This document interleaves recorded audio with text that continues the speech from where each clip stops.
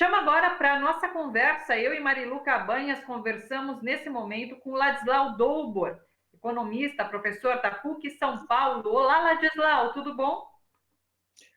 Tudo bom é exagero, mas a gente enfrenta. Já conversei com ele, que é figura de expressão falar o tudo bom agora. Na verdade, não está tudo bom, mas é isso aí, a gente enfrenta. Ladislau, deixa eu te perguntar. A gente conversava agora há pouco com o João Pedro Stedley, com a Juliane Furno, um pouquinho sobre formas, possibilidades para sair dessa crise. E o que eles apontam é que existe uma janela histórica nesse momento para mudanças. O que a gente tem visto por conta das políticas do governo atual, e daí eu quero entrar um pouquinho na política também nessa conversa, é que o Estado é mais necessário do que nunca. Então, a gente vê uma medida como auxílio emergencial, por exemplo, o Estado sendo protagonista nesse momento para que a gente possa enfrentar a crise de uma maneira combativa, para passar de uma forma mais tranquila esse momento difícil. Por outro lado, a gente tem o ministro da Economia, Paulo Guedes, que, durante toda a sua trajetória, defendeu o contrário, defende um Estado mínimo. O que esperar a curto prazo desse pós-pandemia? O que a gente vai ter em relação ao Estado nesse curto prazo? Você acredita numa transformação para um Estado cada vez mais atuante, mais participante da economia? Ou Paulo Guedes não vai deixar que isso aconteça? Como você está vendo isso? Olha, o Paulo Guedes está nas ideologias que são hoje pré-históricas e abandonadas, né? Não é questão de achar que deve ter mais ou menos Estado mínimo, Estado máximo. Isso é uma bobagem. Para produzir carro, bicicleta e camiseta e tudo que você quiser desse tipo, o setor privado funciona muito bem, é mecanismo de mercado. Para a saúde, que tem que ser essencialmente preventiva, que tem que organizar saneamento básico, um conjunto de articulações da sociedade para manter uma sociedade saudável e não fazer uma indústria da doença, isso aqui tem que ser Estado. Da mesma forma como as grandes infraestruturas têm que ser planejadas pelo Estado. Então, em vez de entrar no bate-boca ideológico de privatizar ou estatizar a coisa do gênero, a gente tem que olhar o que o setor privado faz melhor, certo? E ver o que é melhor nas mãos do Estado.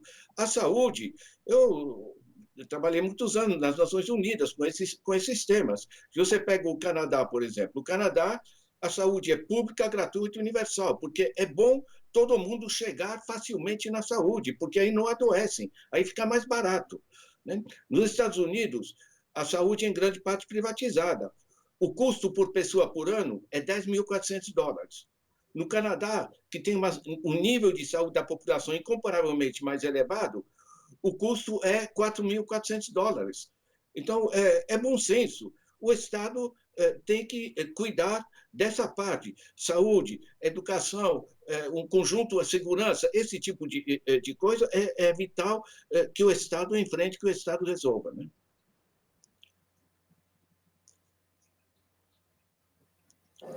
E você, não sei se você já acabou de ler o Capital e Ideologia do Thomas Piketty. Não sei se já acabou, tá lendo ainda. Está gostando muito, né? E eu queria que você falasse sobre que já existe, né, uma revolução teórica em curso, né, justamente para direcionar a novos caminhos a economia mundial, não é isso? Levando também em consideração o meio ambiente, enfim, e a participação maior do Estado, como já questionou aí a Thalita, né? Olha, nós temos hoje excelentes estudos, né? Um estudo, por exemplo, que chama O Estado Empreendedor, da Mariana Mazzucato, está sendo lido por todo o Brasil, estão repensando as coisas. Na realidade, é dividir toda a área da saúde, educação, as chamadas políticas sociais. Elas funcionam melhor na mão do Estado, mas com forte controle das comunidades, porque são sistemas capilares, descentralizados. Saúde, educação, segurança, tudo isso tem que chegar a cada bairro, a cada comunidade, né? Então, são sistemas participativos descentralizados, né? Não é a grande máquina central do Estado. Então, a gente sabe, na prática, é olhar onde funciona bem. Tá? Você pega a Finlândia e a educação, é só olhar, é um sistema público remunera muito bem os professores, investe muito na formação dos professores, e isso funciona. Certo? Você tem os países que têm saúde pública, universal e preventiva, é mais barato e a população é mais saudável. Agora, em termos de transformações, nós estamos vivendo um momento que está gerando um certo pânico, né?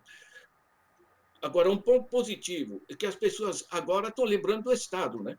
Eu achei muito simpático ver o nosso ex-ministro Mandetta aparecer com toda a equipe dele, com os sinais do SUS ali, com os jalecos do SUS, né?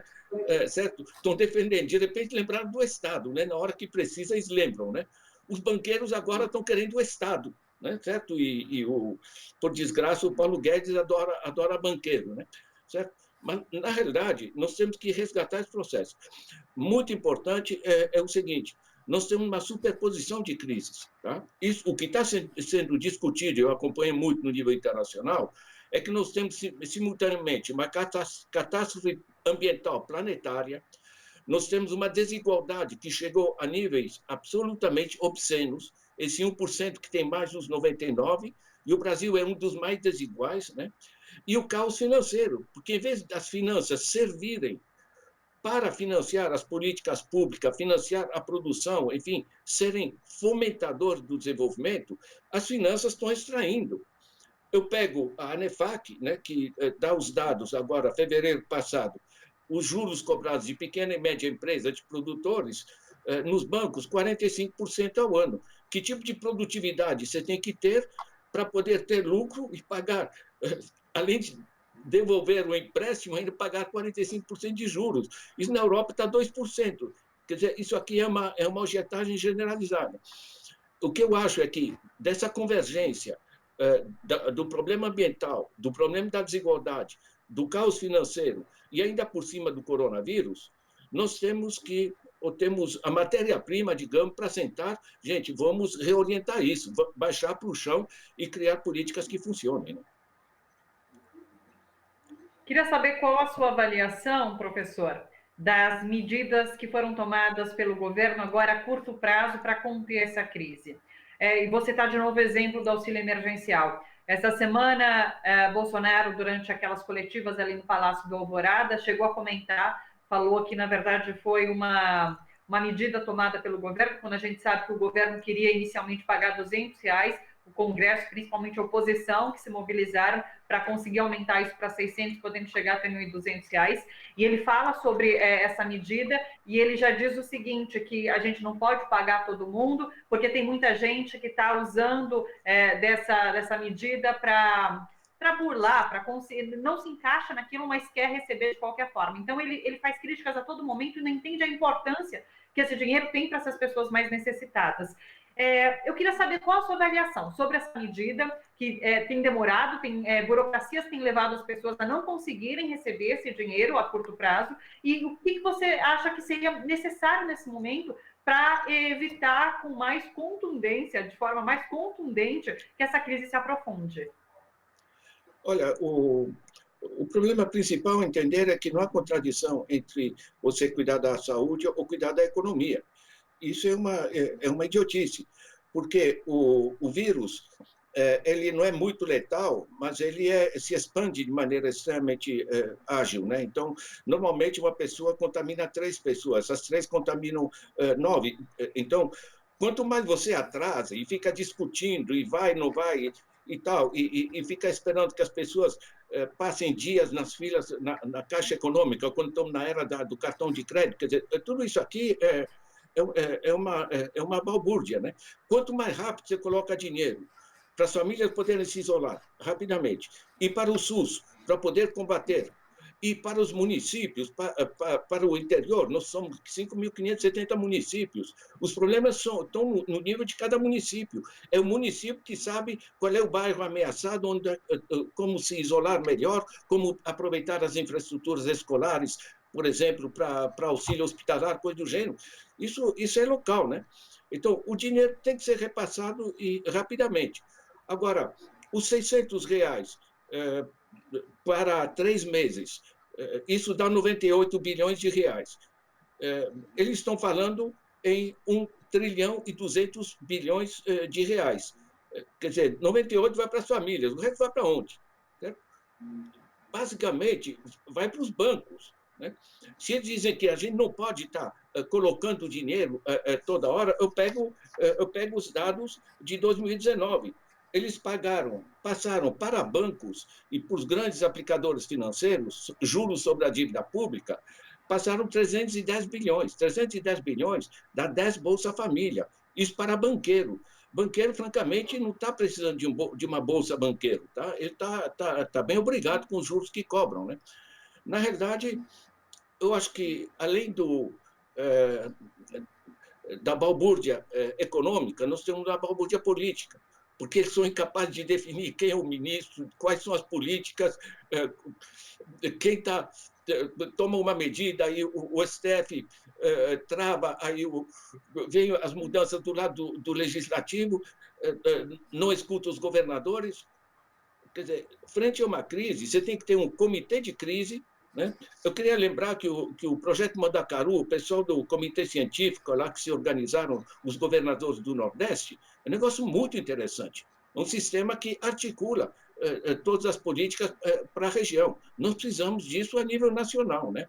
Eu queria lembrar, o Brasil não é um país pobre. Tá? Você pega o PIB, divide pela população, dá 11 mil reais por mês por família de 4 pessoas.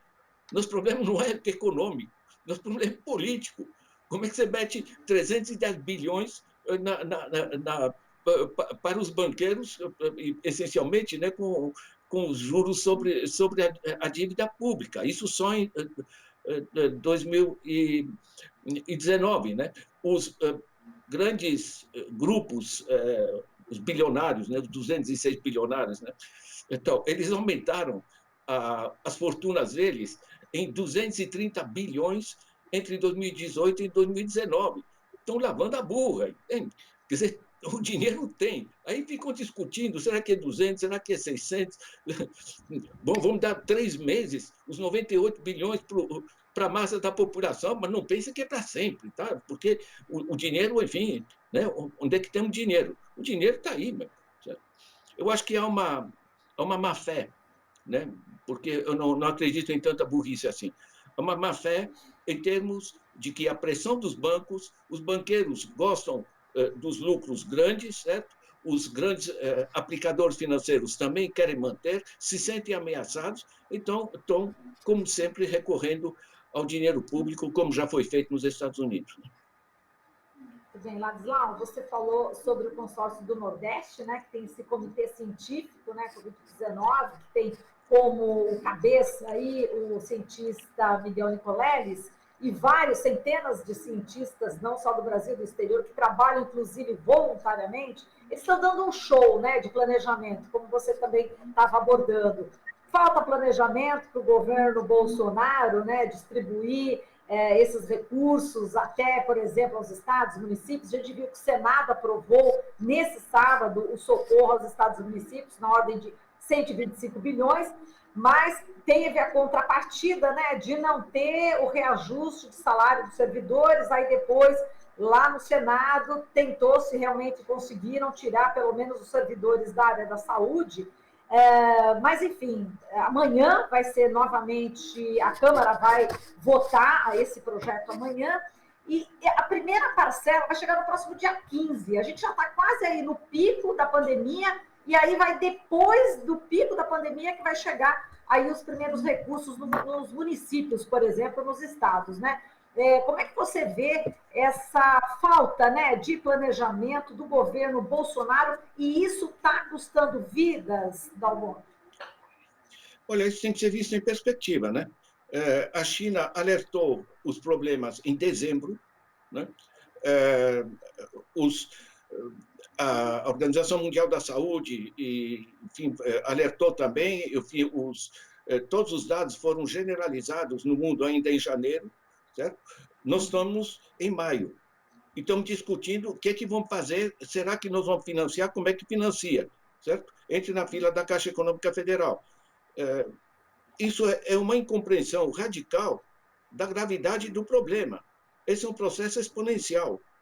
Por enquanto, como esse vírus foi trazido pelo andar de cima, pelas pessoas que viajam para a Europa, etc., ele foi penetrando, vir à classe média, ainda está, em grande parte, nas regiões onde as pessoas, uma, podem se isolar, e dois, porque tem residências onde isso é possível, e dois, podem trabalhar a partir de casa, no seu computador, coisa do gênero. À medida que o vírus está começando a entrar nas zonas, pega a favela da Rocinha, pega as medidas que Heliópolis e Paraisópolis estão tomando, pega o MST, que está tomando uma série de medidas de apoio às periferias em diversas partes do Brasil. À medida que você deixa espraiar o vírus, você entra simplesmente no caos, né? Quer dizer, é evidente que é necessário um tipo de comitê coordenador de crise a nível nacional para enfrentar esse processo. Agora, entrando no caso do Nicoleles, né, e do projeto Mandacaru, é muito interessante, porque, em grande parte, o enfrentamento da crise depende de informação organizada. Né? Porque, tanto as pesquisas tecnológicas, a conexão entre os laboratórios de pesquisa, entre os hospitais, a identificação onde está um problema crítico, qual município pode ajudar outro município, tudo isso aí se dá online. Então, quando os governadores organizaram essa plataforma online, que todo mundo está em contato com todo mundo e está podendo se articular, isso é uma forma que o Nordeste está dando uma lição como o país deveria estar funcionando. Conversamos com Ladislau Dolbor, economista, professor da PUC São Paulo. Professor, te agradeço mais uma vez. Muito obrigada pela participação aqui nesse especial da TVT e Rádio Brasil Atual. Obrigada. Tudo de bom, um abraço. Um abraço, até uma próxima.